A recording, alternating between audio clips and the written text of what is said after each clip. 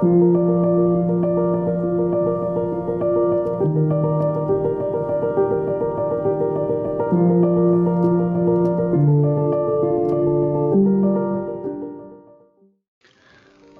friends, welcome to Charyas kitchen.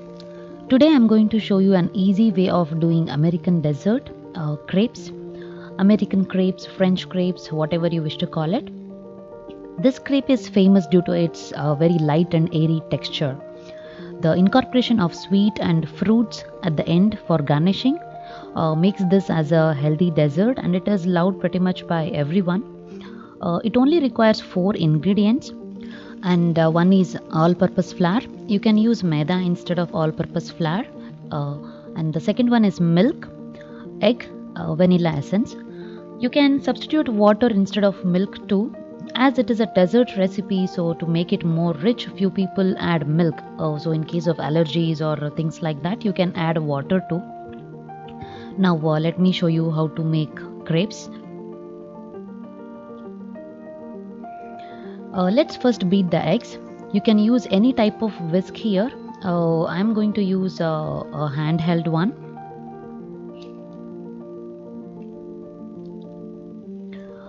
Even you can use the machine. Even the blender works too. You can beat everything together. All this can be done in one blender too. You are going to just put everything in one go, and you can blend it as well.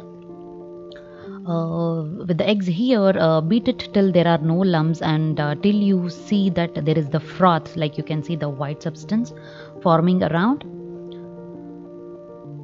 Now once you see the froth, there are no lumps, add milk little by little and whisk it completely.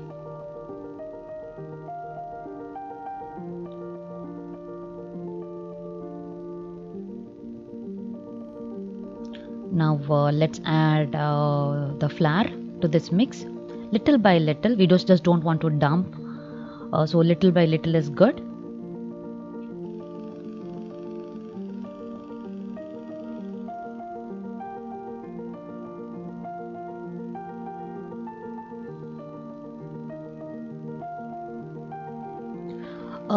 It just took 5 minutes to mix this in hand whisk. You can let it sit aside for half an hour now. That helps the batter to relax and helps in case any lumps are left back. This is a very supporting batter. You can mix all the ingredients and keep it ready the previous night too, and make fresh crepes early morning for breakfast. Once after you mix, you can see here that it's a very thin batter.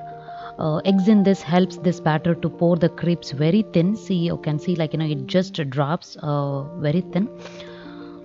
Now I'm going to let it rest for half an hour. After half an hour, I'm going to pour this like dosa. It is a very different technique used for pouring this. So let me now put this aside for half an hour. So once after half an hour, now I'm adding the vanilla extract to here. You can add any of your flavors if you wish. You can add sugar if you want this crepe to turn out like in golden brown. Again, there's another option if you want the batter to be sweet. So now let me show you how to pour it. I have taken this round pan. It is not the flat pan like usual. And I am not going to drag this batter with the ladle like how we usually do. It's a technique of twists and turns which is usually found while making Kerala style appam. This crepe is very thin, and we will use a very low flame to make this crepe. Just use a drop of oil so that we season this pan. I'm going to add 2 drops of clarified butter ghee. This we are applying it so that the crepe comes out easily, but I'm not going to let this ghee stay there. I'm just going to rub this ghee all over and just give it one nice sheen coat of it, and wipe it clean.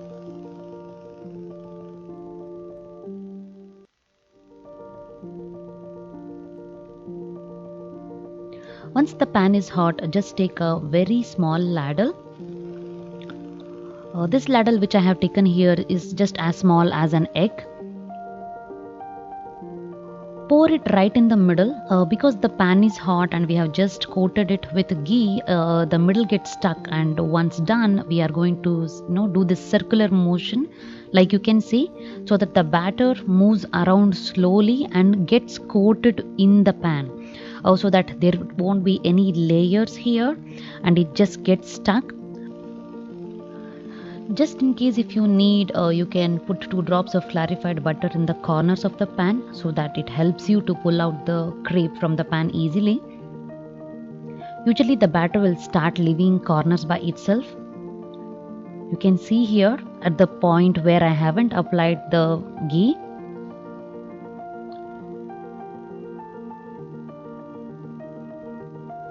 Once you feel the crepe is cooked below, like after a half a minute or a minute, you can see it's very thin.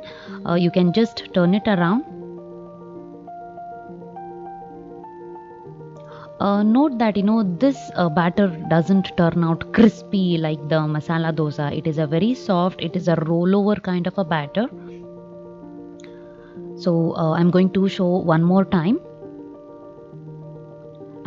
So for every single time you are supposed to wipe the pan clean.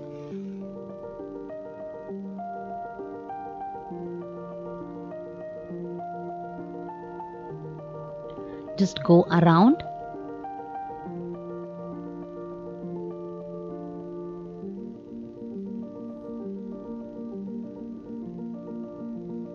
And that's it.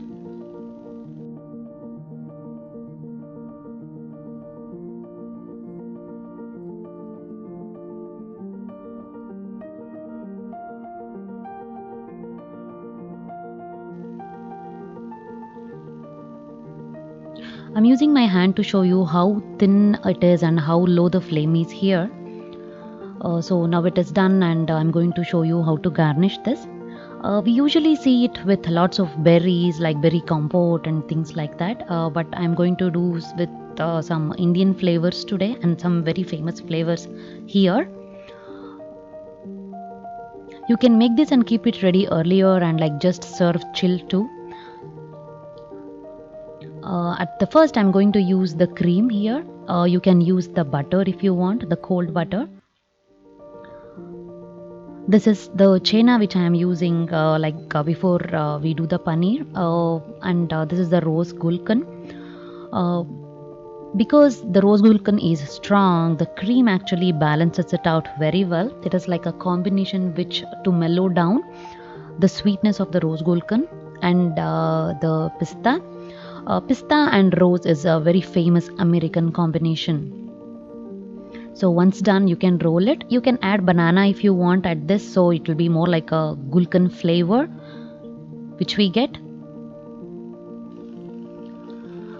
I'm garnishing the top here with the rose so that I am aware and I know that what is the stuffing inside this. If you're doing it for any party and if you are giving out options and choices for your guests, it is easy for them to decide what is the stuffing inside. So it helps. This is a restaurant, rule that which is followed in general. So if you want, you can even fold it like this and just design it with any other berries or fruits like I said. But I'm showing you rolling like this will make it easy to handle. And I'm drizzling some melted caviar chocolates here. Because I haven't added any sweetness to the batter, so I am slightly generous here with the chocolates and the sweet things. I'm putting chocolate with pineapple. Again, while stuffing, we don't want to stuff too much here because the rolls has to look small and thin, and it should be easy for kids to hold it on. So to make it more thin, I just give one layer.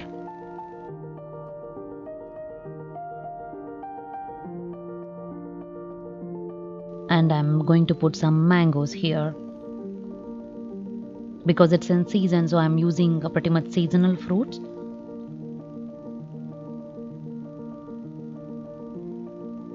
So if you want, you can just do the just 2 folds and keep it, or again roll it over like this.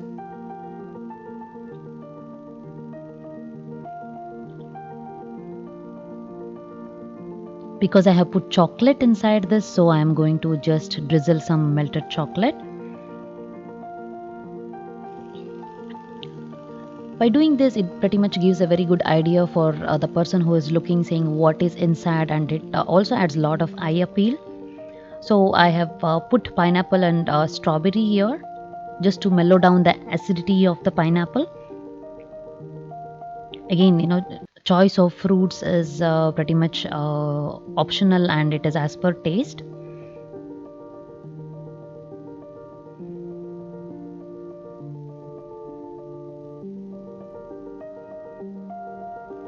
So I'm going to garnish this again with some sliced mangoes. It is the color which attracts the most. So making any food and kind of garnishing it pretty much screams by itself, saying it is fresh. And this is confectioner sugar, because fruits sometimes might not be sweet. Confectioner sugars just adds eye appeal. Along with that, it gives the very mild sweetness to the fruit. Just drizzling like this is more than enough. And one more reason it is added is that the sauces or anything which is used just doesn't slip away and go. It gives and holds on firm. I'm using some confetti here just so that my daughter likes it more.